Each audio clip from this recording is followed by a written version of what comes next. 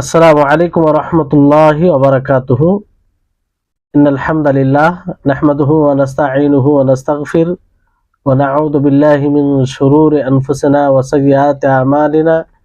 মান ইয়াহদিহিল্লাহু ফালা মুদিল্লা লাহু ওয়া মান ইউদ্লিলহু ফালা হাদিয়া লাহু। ওয়া আশহাদু আল লা ইলাহা ইল্লাল্লাহু ওয়াহদাহু লা শারীকা লাহু ওয়া আশহাদু আন্না মুহাম্মাদান আবদুহু ওয়া রাসূলুহু। আম্মা বা'দ। রব্বি ইশরাহ লি সাদরি ওয়া ইয়াসসির লি আমরি ওয়াহলুল উকদাতাম মিন লিসানি ইয়াফকাহু কওলি। রব্বি জিদনি ইলমা। আল্লাহুম্মা ইন্নী আসআলুকা ইলমান নাফিআ ওয়া রিজকান তাইয়্যিবা ওয়া আমালান মুতাকাব্বালা। সম্মানিত আজকের ক্লাসে উপস্থিত দিন দরদি সুপ্রিয় ভাই সকল ও সম্মানিতা বোন, আজকে আলহামদুলিল্লাহ আল্লাহর বিশেষ রহমতে তারই তৌফিকে আমরা প্রায় 12তম ক্লাসে উপস্থিত হয়েছি। শেখুল ইসলাম মোহাম্মদ ইবনে আব্দুল ওয়াহাব রাহিমাহুল্লাহ তার বই আল কাওয়াইদুল আরবার ব্যাখ্যায়। এজন্য সর্বপ্রকারের হামদ প্রশংসা তারই জন্য। তারপরে আমাদের সকলে প্রিয় নবী করিম মুহাম্মদ সাল্লাল্লাহু আলাইহি সাল্লামের উপর অসংখ্য শান্তি ধারা বর্ষিত হোক। আল্লাহুম্মা সাল্লি আলাইহি আল্লাহুম্মা বারিক আলাইহি। আমাদের চলমান বিষয় যেটা ছিল সেটা হচ্ছে যে দোয়া একটি অন্যতম ইবাদত, আর এই দোয়া স্বতন্ত্র একটি ইবাদত যেটা অন্য ইবাদতের তুলনায় বেশি গুরুত্ব, কারণ এই দোয়াতে অনেক ইবাদত একত্রিত হয়ে যায়। এজন্য এই ইবাদত একমাত্র আল্লাহ তাআলার জন্য হবে। কারো এই ইবাদত করতে গিয়ে কাউকে মাধ্যম বানানো যাবে না, কাউকে সুপারিশ বানানো যাবে না, স্বতন্ত্রভাবে আল্লাহ তাআলার জন্যই হবে। আর দোয়া এটা কয়েক রকম ভাবে আছে, যেমন ইবনুল কাইয়িম রাহিমাহুল্লাহ তিনি বলেন যে সালাত আরবি ভাষায় এর অর্থ হয় দোয়া। দোয়া দুই প্রকার হয়, একটি হচ্ছে দোয়া ইবাদাহ আর একটি হচ্ছে দোয়া মাসআলা। তো যে ব্যক্তি আবিদ ইবাদত করে সেও দায়ী, সেও দোয়াকারী, সেও দোয়া করে। যেমন আল্লাহর কাছে কেউ চায় সেটা যেমন দোয়া, অনুরূপ ভাবে একজন ইবাদত যে ইবাদত করে, যে কোনো ইবাদত, সেও একরকম ভাবে আল্লাহর কাছে চায়, আল্লাহর কাছে দোয়া করে। যেমন আল্লাহ তাবারক ওয়া তাআলার এই বাণীর ব্যাখ্যা অনেক মুফাসসিরিনগণ এইভাবে করেছেন, ওয়াকালা রাব্বুকুম উদউনি আস্তাজিব লাকুম, যে তোমার রব বলেছে উদউনি, তোমরা আমাকে ডাকো, আমাকে আমার কাছে দোয়া করো, আস্তাজিব লাকুম, আমি তোমাদের ডাকে সাড়া দেব। তো এই আয়াতের ব্যাখ্যা করেছেন আতিউনি আসিবুকুম, কিংবা উসিবুকুম, তো তোমরা আমার অনুসরণ করো, অনুগত্য করো, আমি তোমাদেরকে নেকি সওয়াব দিব, প্রতিদান দিব। অথবা এটা বলা হয় যে সালুনি উতিকুম, যে তোমরা আমার কাছে চাও আমি তোমাদেরকে দেব। তো এই দুটোই ব্যাখ্যা করা হয়েছে, যে তোমরা আমার অনুসরণ করো, আমার ইবাদত করো, তোমাদেরকে তার প্রতিদান আমি দেব, অথবা তোমরা আমার কাছে চাও আমি তোমাদেরকে দেব। এই দুটোই ব্যাখ্যা সঠিক। তারপরে আরেকটি আয়াত আছে, সেই আয়াতের এইভাবে ব্যাখ্যা করা হয়েছে। আল্লাহ তাআলা বলেন ওয়া ইযা সাআলাকা ইবাদি আন্নী ফাইন্নী করিব উজিবু দাওয়াতাদ দাঈ ইযা দান, মানে এই আয়াত দ্বারা ওই আয়াতের যেভাবে ব্যাখ্যা বলা হলো ব্যাখ্যা করা হয়েছে। আল্লাহ তাআলা এই আয়াতে বলেন যে আমার বান্দা আপনাকে জিজ্ঞাসা করলে আমার সম্পর্কে, ফাইন্নী করিব, তা আমি নিকটে আছি। যখনই কোনো আহ্বায়ক আমাকে ডাকে, আমার কাছে দোয়া করে, আমি তার দোয়াকে কবুল করি। তো এখানে দোয়া ব্যাপক। দোয়া বলতে আল্লাহর জন্য হবে সব, দোয়া ইবাদা হোক অথবা দোয়া মাসআলা হোক, চাওয়া দোয়া হোক, সর্বপ্রকারের দোয়া একমাত্র আল্লাহর জন্য হতে হবে। এখানে কোনো প্রকারের শিরক, কাউকে শরীক করা যাবে না। যেমন আল্লাহ তাবারক ওয়া তাআলা বলেন দোয়াউল ইবাদা সম্পর্কে, উলিদুল লাযীনা যাআমতুম মিন দুনিল্লাহি লা ইয়ামলিকুনা মিসকালা যাররাতিন ফিস সামাওয়াতি ওয়ালা ফিল আরদ, সূরা সাবার 22 নম্বর আয়াত, যে তোমরা তাদেরকে ডাকো আল্লাহ তাআলাকে ছেড়ে, যাদেরকে তোমরা ধারণা করো তাদেরকে ডাকো, আর তারা অথচ জমিন ও আসমানে অনুপরিমাণ কোন জিনিসের মালিক নয়। অনুরূপভাবে তারা কোনো জিনিসকে সৃষ্টি করেনি, বরং তারাই সৃষ্টি আল্লাহ তাআলা। আল্লাযীনা ইয়াদউনা মিন দুনিল্লাহি লা ইয়াখলুকুনা শাইয়্যা ওয়া হুম ইখলাকুন, সূরা নাহল 20 নম্বর আয়াত। যে যাদেরকে তোমরা ডাকো আল্লাহ তাআলাকে ছেড়ে, তারা কাউকে সৃষ্টি করেনি, বরং তারাই সৃষ্টি আল্লাহ তাআলা। তারপরে আরো সূরা ফুরকানের 77 নম্বর আয়াতে বলেছেন, কুল মা ইয়াবাউ বিকুম রাব্বি লাউলা দুআউকুম, যে তোমাদের আমার রব তোমাদের কোনো পরোয়া করে না যদি তোমরা আল্লাহর কাছে দোয়া না করো। তাহলে এখানে বিষয়টি হচ্ছে যে যদি তোমরা, এখানে বিষয় এর অর্থ এটা হবে যে যদি তোমরা দোয়া না করো তার কাছে, আল্লাহর কাছে, অর্থাৎ দোয়া না করো তো আল্লাহ তাআলা তোমাদের কোনো পরোয়া করবে না, তোমাদের কোনো দেখাশোনা, মানে তোমাদের আল্লাহ তাআলা তোমাদেরকে তোমাদের অবস্থায় ছেড়ে দিবে। তো যদি দোয়া না করা হয়, তাহলে এই বিষয়ে যখন আল্লাহ তাআলা বলেন যে তাদের কোনো পরোয়া করবে না, কিংবা অর্থাৎ তাদেরকে তাদের অবস্থায় ছেড়ে দিবে, তো কোন জিনিস এমন আছে যে জিনিস দ্বারা তাদের আল্লাহ তাআলা দেখবে দোয়া ছাড়া? তো এখান থেকে বোঝা যাচ্ছে যে এই দোয়া শুধুমাত্র আল্লাহ তাআলার জন্য হবে, অন্য কারোর জন্য নয়। তো আল্লাহ তাবারক ওয়া তাআলা যে আয়াতে বলেন যে ওয়াইদা সাআলাকা ইবাদি আন্নি ফাইন্নী করিব উজিবু দাওয়াতাদ দাঈ ইযা দাআন ফালইস্তাজিবু লি। আল্লাহ তাআলা সর্বপ্রথম বলেন যে নিজের ব্যাপারে বলেন যে আমি তাদের নিকটে, যে কোনো ব্যক্তি যখন আমাকে ডাকে আমি তার নিকটে, যখনই সে দোয়া করে আমি তার দোয়াকে শুনি আর তার দোয়াকে গ্রহণও করি। কিন্তু এই গ্রহণ দুটি বিষয়ের সাথে সম্পৃক্ত। যখন মানুষ দুটি বিষয়, একজন দোয়াকারীর মধ্যে দুটি বিষয় পাওয়া যাবে, তখনই তার দোয়াকে গ্রহণ করা হবে। সেটা আল্লাহ তাআলা উল্লেখ করেছেন এই আয়াতে। একটা কি, ফালইস্তাজিবু লি, যে তারা যেন আমার ডাকে সাড়া দেয়, মানে তার শরীয়তকে পালন করে, তার বিধানকে মেনে চলে। আর দ্বিতীয় যেটি বিষয়, ওয়ালিউমিনু বি, আমার উপরে ঈমান নিয়ে আসে, অর্থাৎ ঈমান। এই দুটি বিষয় থাকলে আল্লাহ তাবারক ওয়া তাআলা দোয়া কবুল করবেন। পরিপূর্ণ আল্লাহ তাআলার ইতাআত করলে, অনুসরণ করলে, আল্লাহর রুবুবিয়তের উপরে, আল্লাহর আসমা ও সিফাতের উপরে, তার উলুহিয়তের উপরে ঈমান যদি নিয়ে আসে আর দুটি বিষয় পাওয়া যায়, তাহলে আল্লাহ তাআলা তার দোয়াকে কবুল করবেন। আর এইভাবে আল্লাহ তাআলা বলেন যে সূরা শুরা 26 নম্বর আয়াতে যে ওয়ায়াস্তাজিবুল্লাযীনা আমানু ওয়া আমিলুস সালিহাতি ওয়া ইয়াজিদুহুম মিন ফাজলিহি, যে মুমিনদের এবং সৎ কর্মশীলদের কে আল্লাহ তাআলা গ্রহণ করবেন আর তাদেরকে অতিরিক্ত আরো বেশি অনুগ্রহ করবেন তাদের উপরে। তাহলে এখান থেকেও বোঝা যাচ্ছে যে আমাদের দোয়া তখনই কবুল হবে যখন আমরা আল্লাহর ডাকে সাড়া দেব, আল্লাহর শরীয়তকে মেনে চলবো, তার শরীয়ত অনুযায়ী জীবন যাপন করব, আর তার উপরে আমরা ঈমান নিয়ে এসে থাকবো। তাহলে যারা কবরের কাছে বিভিন্ন প্রকারে ইবাদত করে, মৃত্যুদেরকে মাধ্যম বানায় দোয়াতে, আর তারা বলে, তাদের যেটা একটা সংশয়, মজবুত সংশয় তাদের, তারা ধারণা করে থাকে এটা, যে আউলিয়া যারা রয়েছে, সলেহীন সৎ লোক, তারা তো আল্লাহর নিকটে প্রিয় বান্দা, আর আমরা গুনাহগার, আমরা পাপী, আমরা অনেক রকম গুনাহ করে থাকি। তো আমরা আশা করি যে তাদেরকে যদি সম্মান করি তো তারা মাধ্যম হবে আমাদের দোয়াতে, আল্লাহর কাছে দোয়া করব, সেই দোয়াতে মাধ্যম হবে, ফলে আল্লাহ তাআলা এই দোয়া কবুল করবেন। তো এই কারণে তারা তাদের কাছে সম্মান করে, তাদের কাছে গিয়ে এমন কিছু কর্ম করে যে কর্মগুলো একমাত্র আল্লাহর জন্য করা দরকার। তো এই যে ধারণাটা করে তারা যে আমরা পাপী, আমরা গুনাহগার, এই কারণে আমরা সরাসরি আল্লাহকে ডাকতে পারি না, তো এই ধারণাটা তখনই দূর হয়ে যাবে যদি তারা এই কাজটি ছেড়ে দেয়, মানে সালেহীনদেরকে মাধ্যম বানানো থেকে দূর হয়ে যায়, তাহলেই তারা যে গুনাহগার, পাপী, এটা দূর হয়ে যাবে। কারণ সবচেয়ে বড় গুনাহ হচ্ছে এটাই, যে তাদেরকে মাধ্যম বানিয়ে আল্লাহর সাথে শিরক করে, আল্লাহর সাথে অংশীদার বানায়, আল্লাহর পার্টনার বানায়, যেটা সবচেয়ে বড় গুনাহ, সবচেয়ে বড় পাপ। তো এই পাপ করে তারা গুনাহগার হয়ে যায়, তারা আরো পাপী হয়ে যায়।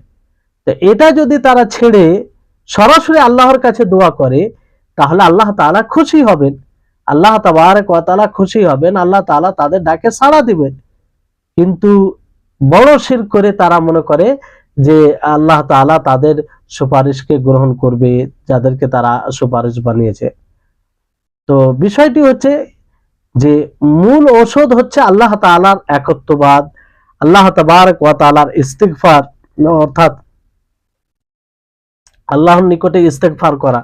যেমন আল্লাহ তাবারক ওয়া তাআলা সূরা মুহাম্মাদের 19 নম্বর আয়াতে বলেন, ফাআলাম আন্নাহু লা ইলাহা ইল্লাল্লাহু ওয়াস্তাগফির লিযামবিকা ওয়ালিল মুমিনিনা ওয়াল মুমিনাত, যে জেনে রাখো আল্লাহ ছাড়া সত্য কোনো উপাস্য নেই, মাবুদ নেই, আর আপনি আপনার গুনহার জন্য আল্লাহর নিকটে ক্ষমা প্রার্থনা করুন, মুমিনদের জন্য, মুমিন মহিলাদের জন্য। তাহলে এখানে আল্লাহ তাবারক ওয়া তাআলা তাওহীদের কথা বললেন এবং ইস্তেগফারের কথা বললেন। তো এই তাওহীদ যদি থাকে আর ইস্তেগফার করে, তো আল্লাহ তাআলা ক্ষমা করবেন, আল্লাহ তাআলা ক্ষমা করবেন। এই জন্য হাদিসের মধ্যে আছে, শয়তান বলে যে ইন্না শাইতানা ইয়াকুল, শয়তান বলে আহলাকা বানি আদম বিদ্দুনুব, যে আদম শয়তান না, আদম সন্তান গুনার কারণে হালাক হয়ে গেছে, বরবাদ হয়ে গেছে। ওয়া আহলাকুনি বিল ইস্তিগফার, এবং তারা ইস্তেগফার করে আমাকে হালাক করে দিয়েছে, ধ্বংস করে দিয়েছে। কারা? আদম সন্তান আল্লাহর কাছে ইস্তেগফার করে আমাকে ধ্বংস করে দিয়েছে। শয়তান বলছে ওয়াবি লা ইলাহা ইল্লাল্লাহ, এবং লা ইলাহা ইল্লাল্লাহ কে মেনে, তার দাবিকে মেনে, তাকে পাঠ করে, তা সেই অনুযায়ী জীবন যাপন করে।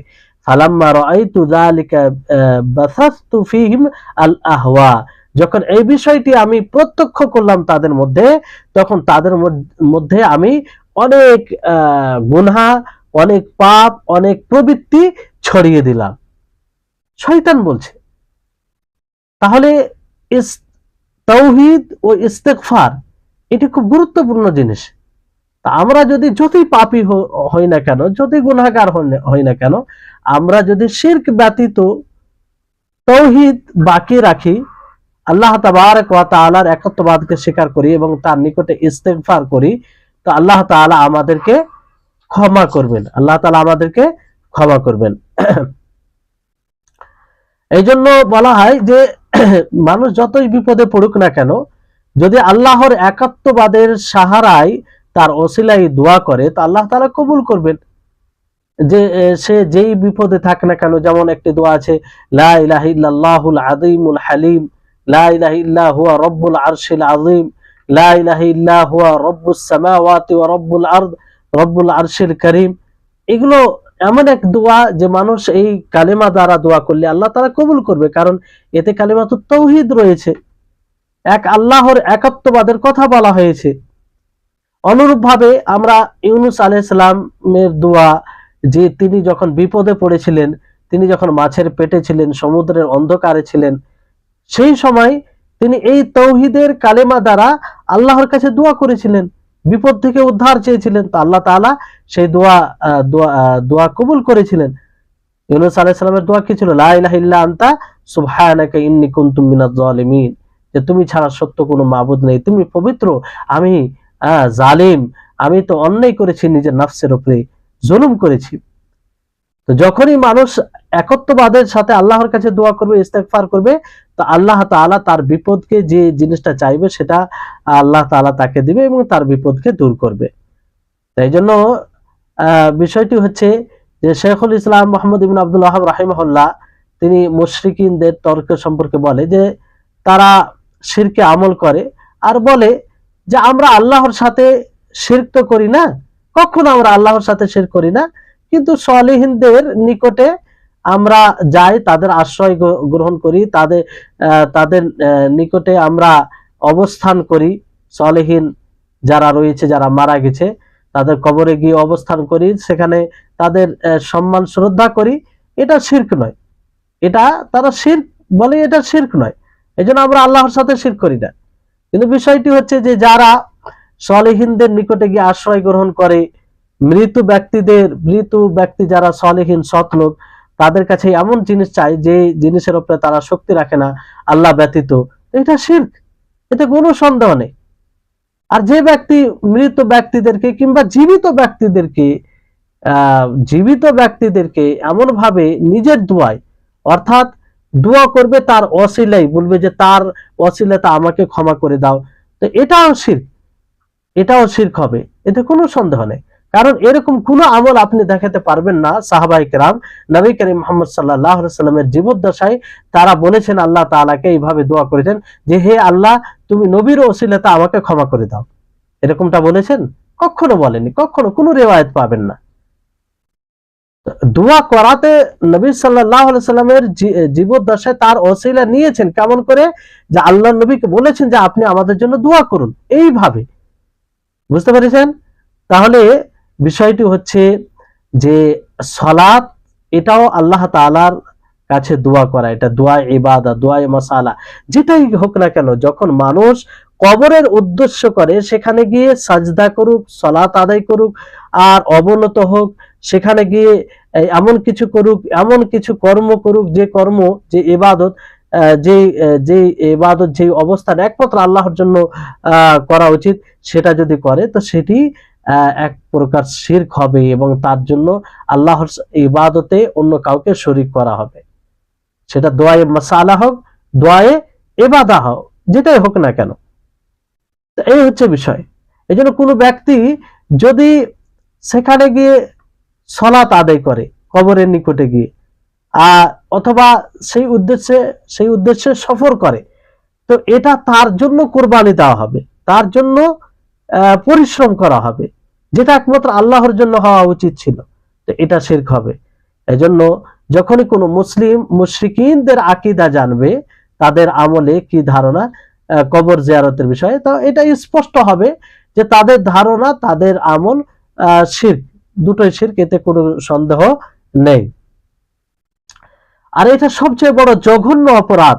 আর শিরকের মধ্যে সবচেয়ে জঘন্য এবং অন্যায়, শিরক বলতেই অন্যায়, কঠিন এটা অপরাধ, যে তারা যখন শিরক করে কিংবা কুফরি করে, মূলত এইভাবে শিরক করে, কুফরি করে আল্লাহ তাআলার ইলমের অস্বীকার করে, আল্লাহ তাআলার ইলমের অস্বীকার করে, এবং মাখলুককে তারা আল্লাহ তাআলার হুকমের উপরে, আল্লাহ তাআলার শারঈ হুকমের উপরে প্রাধান্য দেয়, আল্লাহ তাআলার কওনি হুকমের উপরে প্রাধান্য দেয়। আল্লাহ তাবারক ওয়া তাআলা যেটা চান সেটাই করেন, তার ইচ্ছা ব্যতীত কিছু ঘটে না। অথচ তারা কোনো মাখলুকের নিকটে গিয়ে দোয়া করে, তার কাছে গিয়ে বিপদ থেকে পরিত্রাণ হওয়ার দোয়া করে, ফরিয়াদ করে। তো এগুলো কি? এগুলো এক প্রকার আল্লাহ তাবারক ওয়া তাআলার জ্ঞানকে অস্বীকার করা। সে জানে না যে আল্লাহ তাআলা তার সমস্ত বিষয় জানছে। যদি এটার উপরে সে বিশ্বাস রাখতো, তাহলে মাখলুককে কেন বলতো, অন্য কাউকে কেন মাধ্যম বলতো? সরাসরি আল্লাহকে বলতো। আল্লাহ তাআলা তো তার ব্যাপারে জানছে, আল্লাহ তাআলা তো তার সমস্ত বিষয় সম্পর্কে অবগত। কোনো জিনিস আল্লাহর জ্ঞান থেকে ছুপিত নয়। আর কোনো একটা অনুপরিমাণ জিনিসের ব্যাপারে যদি ধারণা রাখা হয় যে আল্লাহর জ্ঞান থেকে এটা ছুপিত, তাহলে তার ইসলামই থাকবে না, তার ঈমানই থাকবে না। আল্লাহর মধ্যে ত্রুটি নিয়ে আসা হলো। আল্লাহ ত্রুটি মুক্ত, কোনো প্রকারের ত্রুটি নেই আল্লাহ তাআলার সত্তায়। তাহলে বিষয়টি হচ্ছে যে সৎ মানুষদের আশ্রয় গ্রহণ করা, সেখানে যাওয়া, তাদের কবরে গিয়ে অবস্থান করা, এটাতে অনেক বিদআত এবং জালালাত এবং শিরকি কাজকে একত্রিত করে দেয়। একটাই শিরক থাকে না, অনেকগুলো শিরক থাকে। যেমন সেই কবরের উদ্দেশ্যে সফর করা, এটাও হারাম, এটাও এক শিরক। সেই আম্বিয়া, সালেহিন, আউলিয়াদের কবরকে মসজিদ বানিয়ে দেওয়া, মানে সেখানে গিয়ে ইবাদত করা, ইবাদত যে কোনো প্রকার, মানত করা, নজর মানা, কিংবা চাদর চড়ানো, তাজিমের উদ্দেশ্যে অবস্থান করা, তাওয়াফ করা, এগুলো সব এর মধ্যে আসবে, মসজিদ বানানোর মধ্যে আসবে। তারপরে ঈদ বানিয়ে দেওয়া, ঈদ মানে কি? বারবার সেখানে যাওয়া। নবী করিম মুহাম্মদ সাল্লাল্লাহু আলাইহি সাল্লাম কঠোরভাবে সতর্ক করেছেন যাতে আমার কবরকে ঈদ না বানানো হয়, বারবার মানুষ না যায়, ভিড় না জমায়। অনুরূপভাবে সেখানে কবরের নিকটে গিয়ে নত হয়, নিজেকে ছোট করে, তারপরে সেখানে আনন্দিত হয়, সেখানে গিয়ে রাজামন্দি, সেই এইগুলো কাজের প্রতি রাজামন্দি সন্তুষ্ট হয়, এবং কমসে কম সেখানে গিয়ে কি করে?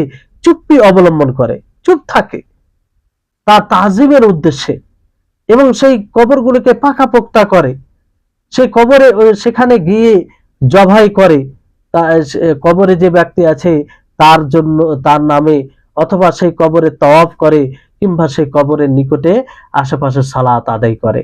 এতগুলো শিরক, সেই কবরের জিয়ারত, তারা যেটা নাম দেয় যে জিয়ারত করি, কিন্তু এতগুলো শিরক একত্রিত হয়, বলেন তার ঈমান কোথায় থাকছে? তাহলে এই হচ্ছে বিষয়। সেখানে গিয়ে দোয়া করা সবগুলো শিরক। এজন্য শেখুল ইসলাম ইবনে তাইমিয়া রাহিমাহুল্লাহ তিনি বলেন যে নবী করিম মুহাম্মদ সাল্লাল্লাহু আলাইহি সাল্লাম যে কারণে এই কবরের নিকটে সালাত পড়া থেকে, নামাজ পড়া থেকে নিষেধ করেছেন, সেই কারণটা হলো যাতে মানুষ শিরক পর্যন্ত না পৌঁছায়, শিরক পর্যন্ত না পৌঁছায়। কারণ যদি সেই কবরকে পাকাপোক্তা কবর বানানো হয়, কিংবা সেই কবরকে ঈদ বানানো হয়, কিংবা সেই কবরে অবস্থান নেওয়া যায়, তাহলে স্বাভাবিক আস্তে আস্তে সেখানে অবস্থান নিবে, সেখানে তওয়াফ করবে, বিভিন্ন প্রকারের শিরক কাজ করবে, তার প্রতি এক প্রকার আশা, এক প্রকার ভয় হৃদয়ে আসবে, যেগুলো সবগুলো শিরকের মধ্যে পড়ে।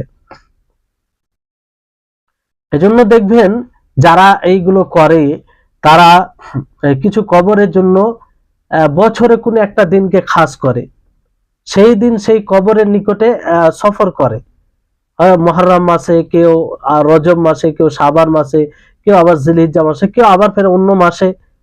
অনুরূপ ভাবে কেউ বিশেষ দিনে সেখানে যায়, যেমন আশুরা, ইয়মে আরাফা, কিংবা 15 শাবানে, কিংবা অন্য কোনো সময় কোনো একটা দিনকে তারা বিশেষ করে যায় সেখানে, সেই দিনে উদ্দেশ্য করে সেখানে যায়। যেমন আরাফা, মুজদালেফা, মিনা, এতে একটা দিন নির্ধারিত রয়েছে, সেই দিনে মানুষ নির্ধারিত ভাবে যায়, সেই দিনে যায় এবং শরীয়ত অনুযায়ী সেখানে গিয়ে ইবাদত করে। তো অনুরূপ ভাবে কিছু মানুষ আছে, কিছু কবরের নিকটে যায় একটা সময় নির্ধারিত করে। এগুলো কি সব শিরকের মধ্যে পড়বে, সব শিরকের মধ্যে পড়বে। আর ঈদ, এইভাবে ঈদ বানানো হয়, যেটা থেকে আল্লাহ নবী নিষেধ করেছেন।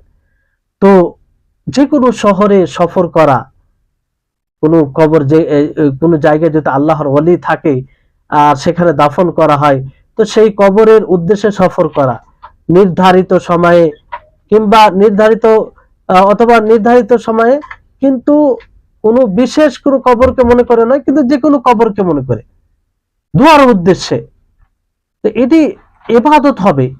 আর এইভাবে আমল করে আল্লাহর সাথে শিরক করা হবে, তাতে কোনো সন্দেহ নেই। এতে কারো দ্বিমত নেই, এতে কারো দ্বিমত নেই। এই হচ্ছে বিষয়।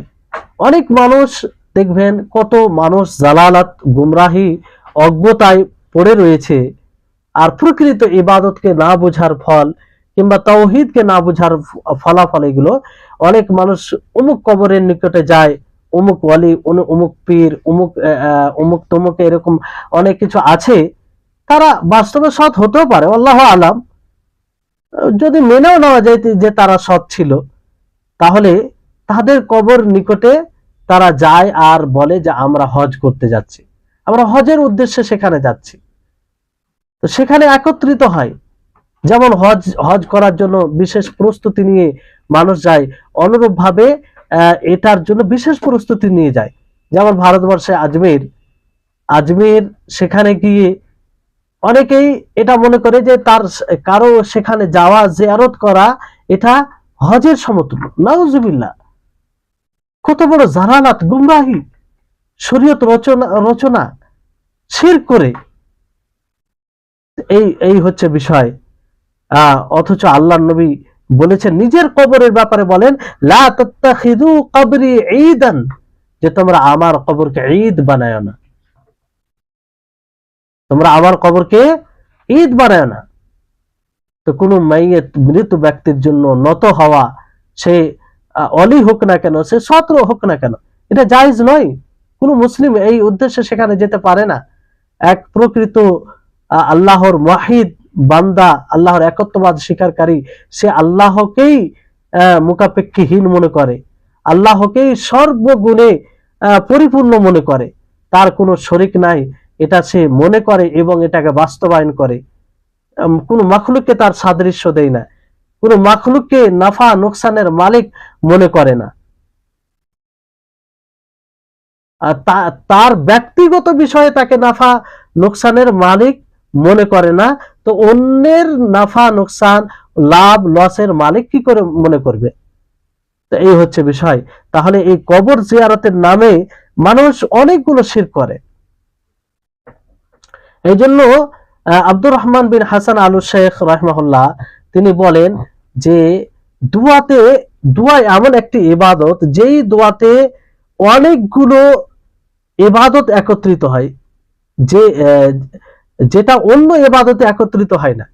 যেমন হৃদয়, তারপরে মুখমণ্ডল, জিহবা, মাদউ, যার কাছে দোয়া করা হয় তার দিকে ধাবিত হয়, তার অনুগামী হয়, তার মনোযোগী হয়, তার কাছে ছোট হয়ে যায়, তার কাছে আশা করে, তাকে ভয় করে, সেটি ইবাদত। এটা দুয়ার মধ্যে পাওয়া যায়। এই জন্য দুয়ার মৌলিক বিষয় কি? ইবাদতের মূল বিষয় হচ্ছে যে আল্লাহর ছোট হওয়া। বান্দা, বান্দা কেন বলা হয়? বান্দা মানে দাস, গোলাম, যে দাসত্ব করে, যে গোলামি করে। চাকর যেমন আমরা বলি না, এই যে বান্দা মানে গোলাম, যে গোলামি করে, দাসত্ব করে। দাস যে দাসত্ব করে তাকে বলা হয়। তা আমরা বান্দা কেন? আল্লাহর গোলাম, আমরা আল্লাহর গোলাম, আমরা আল্লাহর দাসত্ব করি। আল্লাহর কাছে যত ছোট হব, ততই এই আল্লাহ তাবারক ওয়া তাআলা যে উদ্দেশ্যে সৃষ্টি করেছেন সেটাকে বাস্তবায়ন করা হবে। তো এই দোয়াতে সেই বিষয়টি পাওয়া যায়। একদম নিজেকে ছোট করে নেওয়া হয়, শরীরের সমস্ত বিষয় কোনো না কোনো ভাবে সেই দোয়াতে ছোট হয়ে যায়। তাহলে এই দোয়া যদি অন্য কারো কাছে করা হয়, এই দোয়াতে যদি অন্য কাউকে মাধ্যম বানানো হয়, তাহলে এটা কত বড় শিরক হবে। এই জন্য একজন প্রকৃত মুসলিম এক আল্লাহর আশ্রয় নিবে, আল্লাহকেই লাভ লসের মালিক মনে করবে। এই জন্য আল্লাহ তাআলা স্পষ্ট করেন যে আল্লাহ তাআলাই তিনি ক্ষতির মালিক, তিনি লাভের মালিক, তিনি সবকিছুর মালিক। অতএব তিনার ইচ্ছাতে সবকিছু ঘটে। তো এই বিষয়টি আমাদেরকে মনে রাখতে হবে। তারপর বিষয়টি হচ্ছে, একটি আয়াত আছে, আল্লাহ তাআলা বলেন সূরা আরাফের 29 নম্বর আয়াতে, কুল আমারা রাব্বি বিল কিসতি ওয়া আকিমু উজুহাকুম ইনদা কুল্লি মসজিদ, যে হে নবী আপনি বলুন যে আমার রব হুকুম দিয়েছেন কিসত, ন্যায়ের, ওয়া আকিমু উজুহাকুম, আর তোমরা নিজেদের চেহারাকে, মুখমণ্ডলকে আকিমু ইনদা কুল্লি মসজিদ, মসজিদের দিকে করো। তো মসজিদ মুখী করতে বলেছে। মসজিদে ইবাদত করা, মসজিদে সালাত আদায় করা, বিভিন্ন প্রকারের ইবাদত করা। এখানে আল্লাহ তাবারক ওয়া তাআলা এই কথা বলেন যে ওয়ালাম ইয়াকুল ইনদা কুল্লি মাশহাদ, আল্লাহ তাআলা বলেননি যে ইনদা কুল্লি মাশহাদ, প্রত্যেক মাশহাদ, যেখানে মানুষ জিয়ারত করতে যায়, যেখানে মানুষ ভিড় জমায়, মাজারে গিয়ে তোমরা এগুলো করো, এগুলো আল্লাহ তাআলা বলেন। বরং মাশাহিদ, এই সব জায়গায়, মাজার বলেন, কবর বলেন, সেখানে গিয়ে ভিড় জমায়, তারাই জমায় যারা আল্লাহ তাআলার নিকটে আশা করে না, অন্যের নিকটে আশা করে, তারাই, যারা শিরক করে তারা এগুলো করে। কিন্তু যারা আম্বিয়াদের প্রকৃত দ্বীনকে বুঝে ফেলেছে, আল্লাহর একত্ববাদকে বুঝেছে, তারা এগুলো করে না। তারা কখনো কোনো কবরকে ঈদ বানায় না, কখনো কবরের নিকটে গিয়ে ইবাদত করে না, কখনো কবরকে মসজিদ বানায় না। বরং মসজিদে তারা সালাত আদায় করে, জিকির করে, দোয়া করে মসজিদে, কিন্তু কবরে এগুলো করে না। তাহলে এই বিষয়টি আমাদেরকে ভালোভাবে বুঝতে হবে। তারপরে আয়েশা রাদিয়াল্লাহু তাআলা আনহা, আব্দুল্লাহ ইবনে আব্বাস রাদিয়াল্লাহু তাআলা আনহুমা থেকে বর্ণিত আছে, দুজনে বলেন যে নাম্মা নাযালা বি রাসূলিল্লাহ সাল্লাল্লাহু আলাইহি ওয়াসাল্লাম তাফিকা ইয়াতরাহু খামিসাতাল্লাহু আলা ওয়াজহিহি فإذا اغتم بها كشفها فقال وهو كذلك لعنة الله على اليهود والنصارى اتخذوا قبور أنبيائهم مساجد। যে বলেন নবী করিম মুহাম্মদ সাল্লাল্লাহু আলাইহি ওয়াসাল্লাম যখন মৃত্যুর সন্নিকটে হন তখন চাদরকে চেহারা থেকে নামায় ঢাকেন, এরকম করতে থাকেন। ওই সময়, যে সময় আল্লাহ নবী দুনিয়া ছেড়ে চলে যাবেন, সেই সময় বলছেন যে আল্লাহ তাআলা ইহুদ ও নাসারাদের উপরে লানাত বর্ষণ করুন যে যারা আম্বিয়াদের কবরকে মসজিদ বানিয়েছে, আম্বিয়াদের কবরকে মসজিদ বানিয়েছে। তো নবী করিম মুহাম্মদ সাল্লাল্লাহু আলাইহি ওয়াসাল্লাম নিষেধ করেছেন, নবী করিম মুহাম্মদ সাল্লাল্লাহু আলাইহি ওয়াসাল্লাম কঠোরভাবে নিষেধ করেছেন। এবং এই সব আহাদিস, এই সব কথা যিনারা রিওয়ায়াত করেছেন নবী করিম মুহাম্মদ সাল্লাল্লাহু আলাইহি সাল্লামের সাহাবীগণের মধ্যে, নবী করিম মুহাম্মদ সাল্লাল্লাহু আলাইহি সাল্লামের বংশধরের মধ্যে, তারা হচ্ছে তাওহীদের দুআত, তাওহীদের আহ্বানকারী, তারা আল্লাহর রহমতের উপযুক্ত। আর একদিকে যারা শিরক করে, যারা কবরে গিয়ে বিভিন্ন প্রকারে ইবাদত করে, তারা ইবাদতে অতিরঞ্জন করে, বাড়াবাড়ি করে, শিরক করে, আল্লাহর লানতের উপযুক্ত। তো এবার বলুন তাদের ব্যাপারে ফয়সালা করুন। আল্লাহ তাআলা যেমন বলেন সূরা আনামের 81-82 নম্বর আয়াতে, ফাআইয়ুল ফারিকাইন আহাক্কু বিল আমনি ইন কুনতুম তাআলামুন, যে দুই দলের মধ্যে কারা আমনের বেশি উপযুক্ত, শান্তির কে হক যদি তোমরা জানো। আল্লাযীনা আমানু ওয়া লাম ইয়ালবিসু ঈমানাহুম বিযুলমিন উলাইকা লাহুমুল আমনু ওয়া হুম মুহতাদুন, যে যারা ঈমান এনেছে এবং ঈমানের সাথে জুলমকে মিশ্রিত করেনি, তাদের জন্য নিরাপত্তা রয়েছে এবং তারা হিদায়াত প্রাপ্ত। তাহলে এটা স্বাভাবিক যে যারা বিশুদ্ধ ঈমান এনেছে তারাই হকের আমনের, নিরাপত্তার বেশি উপযুক্ত, এতে কোনো সন্দেহ নেই। তো বলুন যে সব সাহাবায়ে কেরাম নবী করিম মুহাম্মদ সাল্লাল্লাহু আলাইহি ওয়াসাল্লামের এই হাদিসগুলো নকল করেছেন, রিওয়ায়াত করেছেন, তারা হক পথে না যারা কবরে গিয়ে শিরক করে আর এটাকে বলে ইবাদত। তো এখান থেকে আমরা বিষয়টি বুঝতে পারি। এক কথাই সে কবরে গিয়ে এসব কর্মকাণ্ড করা এটি জেহালত ছাড়া কিছু নয়। আর আল্লাহ তাবারক ওয়া তাআলার অসংখ্য আয়াতকে অস্বীকার করা কিংবা সেই আয়াতগুলোকে না বুঝা একটি লক্ষণ, কিংবা না সে আয়াতগুলোকে তারা বুঝেনি।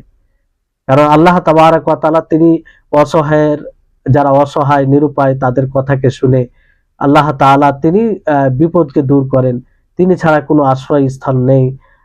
আল্লাহ তাআলা ব্যতীত যারাই কোনো জায়গায় আশ্রয় গ্রহণ করবে আল্লাহ তাআলার নিদ বানাবে, আল্লাহ তাআলার সাথে অন্য কাউকে ইলাহ হিসাবে তারা ইলাহ বানাবে। অথচ আল্লাহ তাবারক ওয়া তাআলা এগুলো থেকে কঠোরভাবে নিষেধ করেছেন। এইজন্য আল্লাহ নবী মুহাম্মদ সাল্লাল্লাহু আলাইহি ওয়াসাল্লাম বলেন, আল্লাহুম্মা লা তাজআল কবরি ওয়াসানান ইউবাদ, হে আল্লাহ তুমি আমার কবরকে মূর্তি, এমন মূর্তি বানায়ো না যে মূর্তির ইবাদত করা হয়।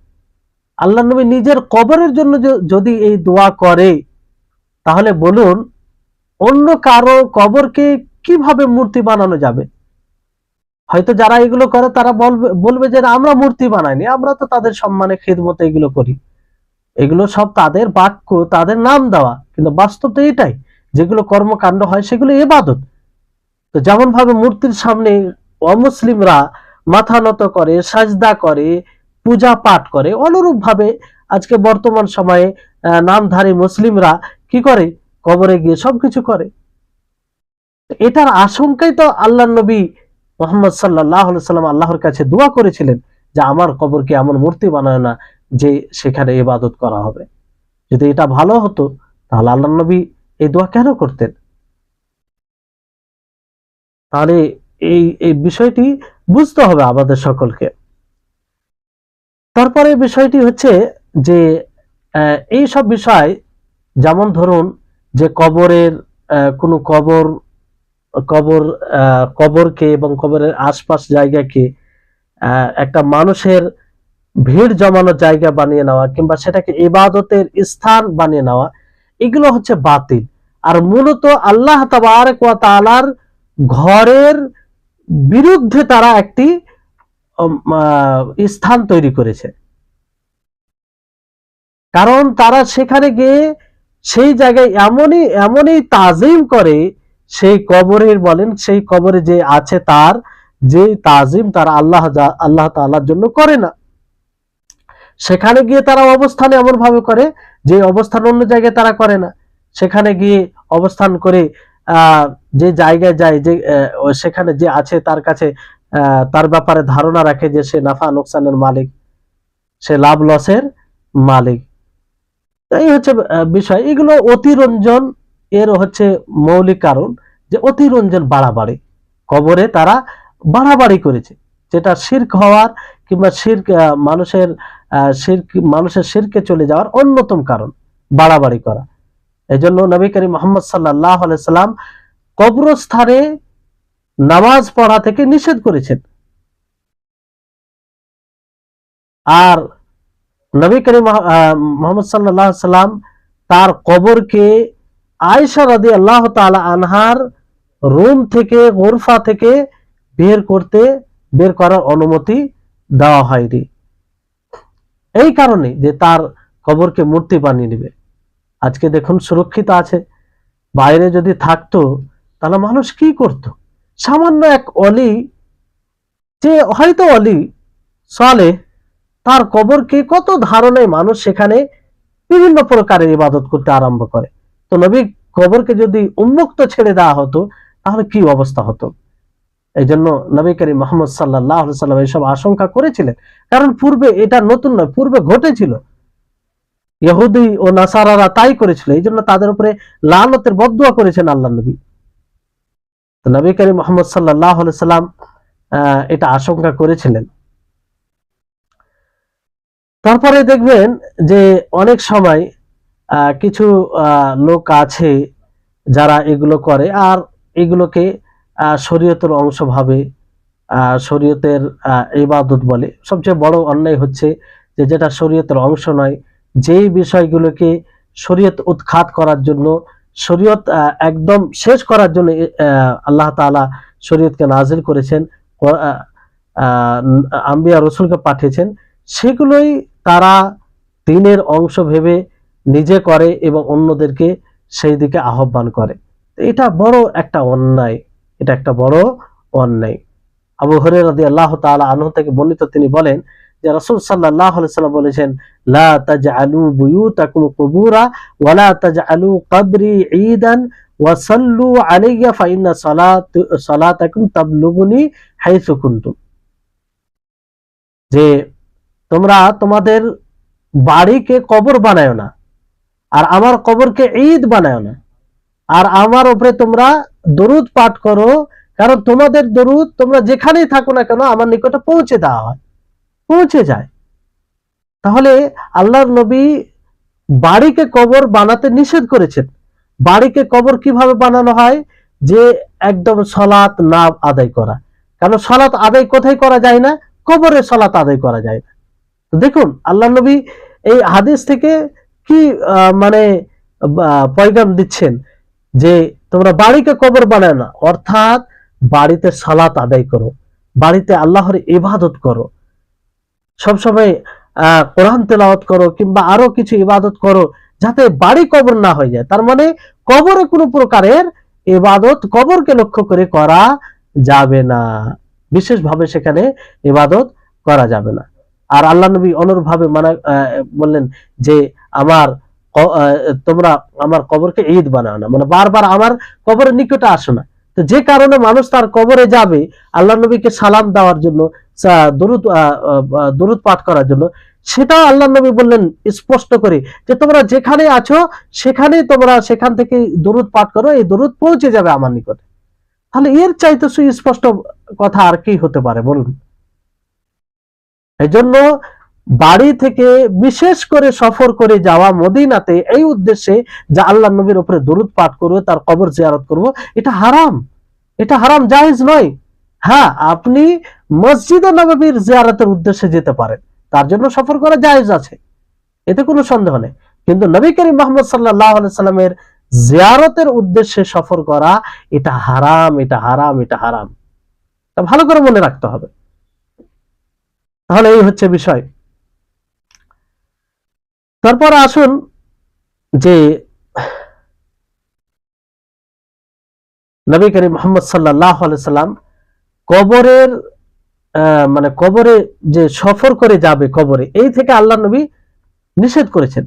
কিন্তু মুশরিকিন যারা ছিল তারা এই বিষয়ে তারা প্রচুর আগ্রহী ছিল এবং সফর করে যেত, দূর দূর পর্যন্ত তারা যেত সেই কবরের উদ্দেশ্যে। সেখানে গিয়ে তারা ফরিয়াদ করত, বিপদ থেকে উদ্ধার চাইতো, মৃত্যু যে ব্যক্তি ছিল তার কাছে, তাদের নিকটে তাদের ধারণা অনুযায়ী তারা সৎ লোক ছিল, এমন জিনিস তাদের কাছে চাইতো যেটা তারা দিতে সক্ষম নয়। কারণ সে সময় নিজে তারা উপকার করতে পারে না, তো অপরের কিভাবে তারা উপকার করবে? তারা না রুজি দিতে পারে, না সহযোগিতা করতে পারে, কিন্তু তারা তাদের নিকটে গিয়ে নত হতো এবং ইবাদত যেভাবে করা হয় সেভাবে তারা ইবাদত করত, তাদের কাছে দোয়া করত। এই থেকে আল্লাহর নবী কঠোরভাবে নিষেধ করেছেন, কঠোরভাবে নিষেধ করেছেন, এটা কোনো মতেই করা যাবে না। তাহলে এই হচ্ছে বিষয়। তারপরে আরো কিছু বিষয় রয়েছে, যে ইস্তেগাসা মানে বিপদের সময় ফরিয়াদ করা, এই বিষয়ে অনেকেই বেশি শিরক করে থাকে। তো এই ইস্তেগাসা আমরা এমন বিষয় ইস্তেগাসা যে বিষয়ে একমাত্র আল্লাহ তাআলাই শক্তি রাখেন, অন্য কেউ শক্তি রাখে না, তো সেটা অন্য কারো কাছে এটা জায়েজ নয়, এটা হারাম এবং শিরক হবে, শিরক হবে। যেমন অনুপস্থিত ব্যক্তিকে কিংবা মৃত ব্যক্তির কাছে ইস্তেগাসা করা, ফরিয়াদ করা, কিংবা জীবিত উপস্থিত ব্যক্তি কিন্তু সে শক্তি রাখে না, তো মৃত ব্যক্তিকে বেশিরভাগ যেমন দেখবেন অনেকেই দোয়া করে যে আমাদের জন্য গৌস আজম, তাকে গৌস আজম বলে, যেটা কথাই শিরক। সবচেয়ে বড় সহযোগিতা করনেওয়ালা কে? আল্লাহ তাবারক ওয়া তাআলা। আর অনেকে এইভাবে দোয়া করে ইয়া গৌস আগেসনি, যেটা সুস্পষ্ট শিরক। তাহলে এই বিষয়টি লক্ষ্য রাখতে হবে যে যাতে আমাদের ঈমান এগুলো সব নষ্ট হয়ে যায়। যাই হোক, আজকে এখান থেকেই আমরা শেষ করছি। আল্লাহ তাবারক ওয়া তাআলা যেন আমাদের সকলকে এই বিষয়গুলো বুঝার তৌফিক দান করেন। ফির ইনশাআল্লাহ আগামী ক্লাসে পরবর্তী থেকে ক্লাস যেগুলো কথা আছে সেগুলো উপস্থাপন করা হবে, তারপরে ইনশাআল্লাহ আমরা আস্তে আস্তে এগিয়ে যাব। ওয়া আখির দাওয়ানা আলহামদুলিল্লাহি রাব্বিল আলামিন। আসসালামু আলাইকুম ওয়া রাহমাতুল্লাহি ওয়া বারাকাতুহু।